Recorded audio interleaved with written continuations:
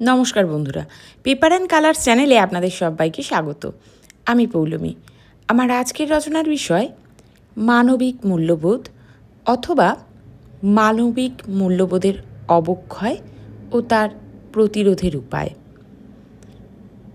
আসুন শুরু করা যাক। ভূমিকা। সবার উপরে মানুষ সত্য, তাহার উপরে নাই। চণ্ডীদাস। সৃষ্টির সর্বশ্রেষ্ঠ জীব হল মনুষ্য জাতি, কিন্তু কেবল বুদ্ধি, জ্ঞান বা ধনসম্পদ মানুষকে শ্রেষ্ঠ করে তোলে না। মানুষকে প্রকৃত মানুষ করে তোলে তার মানবিক মূল্যবোধ। সততা, ন্যায়পরায়ণতা, সহানুভূতিশীলতা, ক্ষমাশীলতা, সহিষ্ণুতা, দায়িত্ববোধ, সহমর্মিতার মতো গুণাবলীর সমষ্টিই হল মানবিক মূল্যবোধ। এই মূল্যবোধই মানুষকে পশুত্ব থেকে পৃথক করে এবং সভ্য সমাজ গঠনের ভিত্তি স্থাপন করে। তাই মানবিক মূল্যবোধ মানব জীবনের শ্রেষ্ঠ অলংকার এবং জাতীয় জীবনের অন্যতম প্রধান সম্পদ। মানবিক মূল্যবোধের ধারণা। মানবিক শব্দটি এসেছে মানব থেকে, যার অর্থ মানুষের কল্যাণ সাধনকারী। আর মূল্যবোধ বলতে বোঝায় সেই নীতি ও আদর্শ যা মানুষের চিন্তা, আচরণ ও জীবনযাপনকে সঠিক পথে পরিচালিত করে। মূল্যবোধ হল সেই চারিত্রিক গুণ যা আমরা নিজেদের পরিবারের নিকট জন্মলগ্ন থেকে পেয়ে থাকি, যেমন সত্য বলা, গুরুজনকে মান্য করা, অসহায়কে সাহায্য করা, দুর্নীতি থেকে বিরত থাকা ইত্যাদি।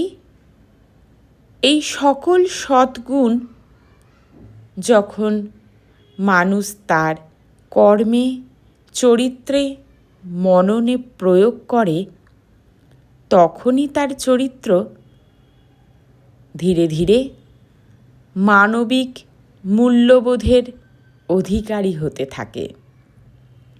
মানবিক মূল্যবোধের গুরুত্ব। মানবিক মূল্যবোধ ব্যক্তি ও সমাজ জীবনের ভিত্তি। এর মাধ্যমে মানুষের মধ্যে পারস্পরিক বিশ্বাস, সহযোগিতা ও সম্প্রীতি গড়ে ওঠে।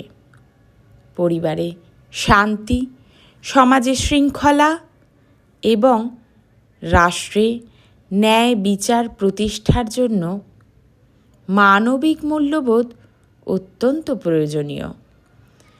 যে সমাজে মানবিক মূল্যবোধের চর্চা বেশি, সেই সমাজে অপরাধ, হিংসা ও বৈষম্য তুলনামূলকভাবে কম থাকে। মানবিকতা অবক্ষয়ের কারণ। মন রে কৃষি কাজ জানো না, এমন মানব জমিন রইল পতিত, আবাদ করলে ফলত সোনা। চণ্ডীদাস। মানুষ শব্দটি মানবতার সমার্থক, কারণ মানুষের মধ্যেই রয়েছে মান এবং হুঁশ। কিন্তু সেই মানুষ যখন হয়ে পড়ে আত্মকেন্দ্রিক, স্বার্থপর, সুযোগ সন্ধানী, ক্ষমতালোভী, অর্থলোভী, তখনই ঘটে মানবতার অবক্ষয়, যা ধীরে ধীরে সমাজকে ভঙ্গুর করে দেয়। এর কারণগুলি হল: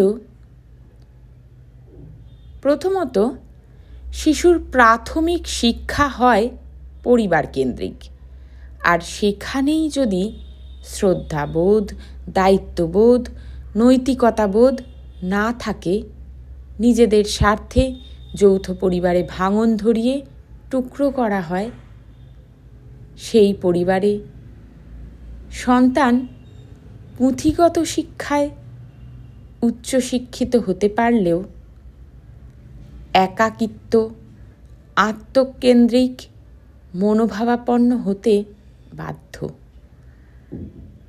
দ্বিতীয়ত, ঠাকুমা, দাদু, জেঠু, কাকা, পিসি, মামা, মাসিদের মতো পবিত্র সম্পর্কগুলি অস্তিত্ব হারাচ্ছে ফ্ল্যাট কালচারে। চাওয়া পাওয়ার ব্যবধান হয়ে যাচ্ছে অনেক বেশি। তৃতীয়ত, চাহিদার থেকে আরও বেশি ভালো থাকার প্রবণতা আনছে অর্থ উপার্জনের প্রচেষ্টা। ফলত বাবা মা দুজনেই সময় দিতে না পারার ফলে বাচ্চাকে আয়া অথবা ক্রেজের হাতে শৈশব কাটাতে হচ্ছে।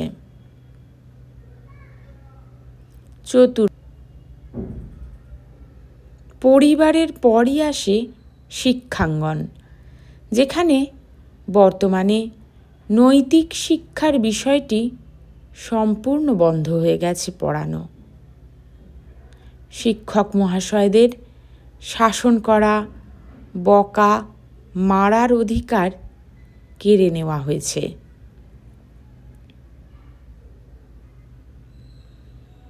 পঞ্চমত, ভোগবাদী সমাজে প্রলোভনের প্রচুর উপকরণ বর্তমান। আধুনিক যুগের সাথে চলতে গেলে বাচ্চাকে মোবাইল, ইন্টারনেট, ল্যাপটপ সব কিছু দিতে বাধ্য হচ্ছেন অভিভাবকরা। আর এই সকল জিনিস পেয়ে বাচ্চা আর কাউকেই মানছে না। ষষ্ঠত, সোশ্যাল মিডিয়া থেকে উদ্বুদ্ধ হয়ে বিভিন্ন বিপদগামী কার্যকলাপে বাচ্চারা নিজেকে যুক্ত করে ফেলছে অনায়াসেই। সপ্তমত, প্রতিযোগিতার যুগে শিশুকে ছোটবেলা থেকে ইঁদুর দৌড়ে সামিল করতে গিয়ে অভিভাবকরাই তাদের কোমল শৈশবটাকে কেড়ে নিচ্ছে।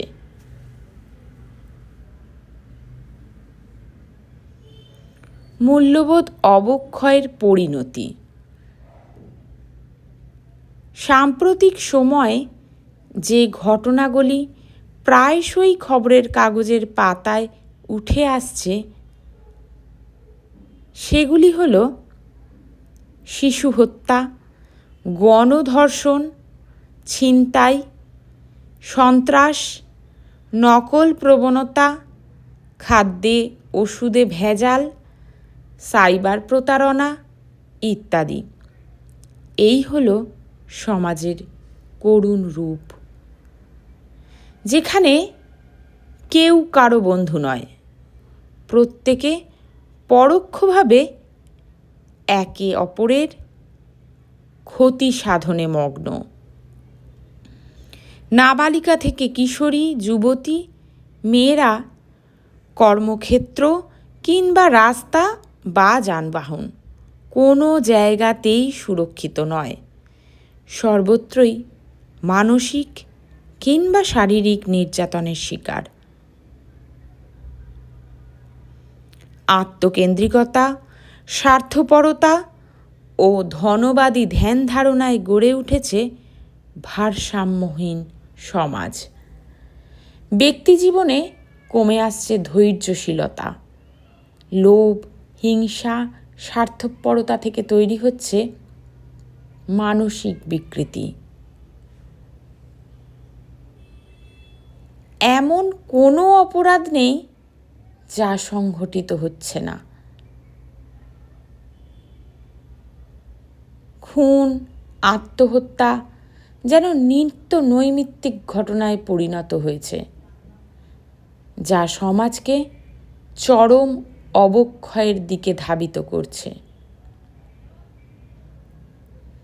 প্রতিরোধের উপায়। একথা সত্য, কোনো সমাজ বা রাষ্ট্রের পক্ষেই নৈতিকতা ও মূল্যবোধের অবক্ষয় থেকে সম্পূর্ণরূপে বেরিয়ে আসা সম্ভব নয়। কারণ সমাজে নানা বিশ্বাসের লোক বসবাস করেন, কেউ কারো পরিপূরক নয়।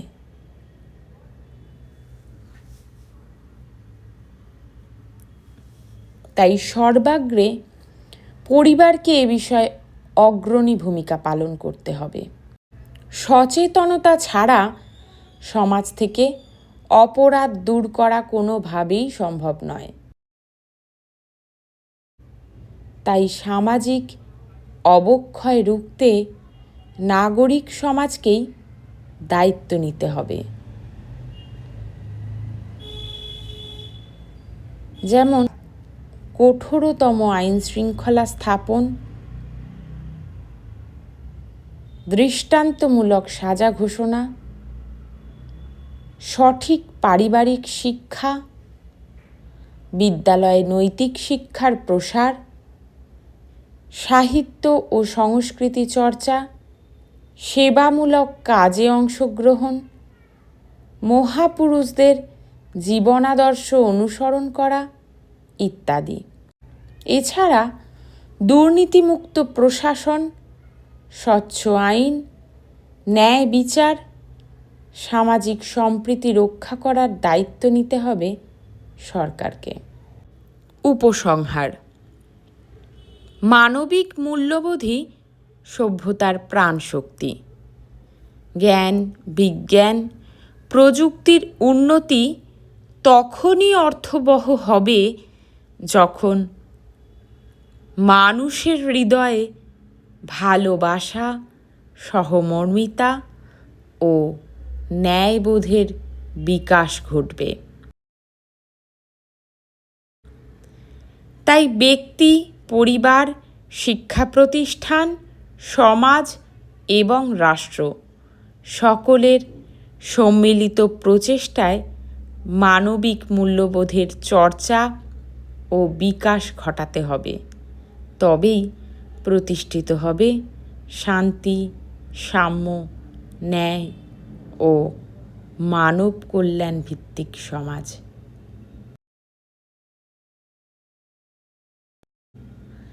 ধন্যবাদ ভিডিওটি সম্পূর্ণ দেখার জন্য। এরকম আরও অন্য কোনো বিষয়ের উপর ভিডিও পেতে চাইলে অবশ্যই কমেন্ট করে জানাবেন।